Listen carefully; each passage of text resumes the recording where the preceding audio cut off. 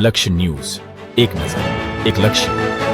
એટલે આવતીકાલે 4 થી 8:15ની વચ્ચે આ મોક ડ્રિલ જે છે એનું આયોજન કરવામાં આવ્યું છે અને ડ્રિલ એટલે બેઝિકલી એક પ્રેક્ટિસ છે. એટલે મારે તમામ મહેસાણાના જે નાગરિક છે એમને અપીલ છે કે એટલે એને ગંભીરતાથી લે, કારણ કે કોઈ પણ એકચ્યુઅલ પરિસ્થિતિ જ્યારે ઊભી થશે ત્યારે એમને ખબર હોવી જોઈએ કે એમને તરત કઈ રીતે રિસ્પોન્ડ કરવું છે. એટલે જે બ્લેકઆઉટનું જે આયોજન છે, જે બધું છે એમાં તંત્ર તરફથી એટલે ખાલી સ્ટ્રીટ લાઇટ્સ ને બધું ઓફ કરવામાં આવશે.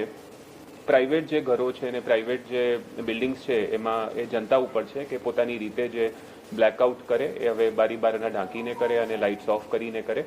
પણ એ આખી પ્રક્રિયા જે છે એટલે એને ગંભીરતાથી લે કે કોઈ પણ દિવસે એટલે એકચ્યુઅલી એવું નિર્માણ થાય તો એમને ખબર હોય કે એમને કઈ રીતે રિસ્પોન્ડ કરવું છે. એટલે આખી પોલીસ તંત્ર જે છે એ ખડે પગે રહેશે. એટલે પોલીસ પેટ્રોલિંગ ને બધું જે વધારવામાં આવ્યું છે.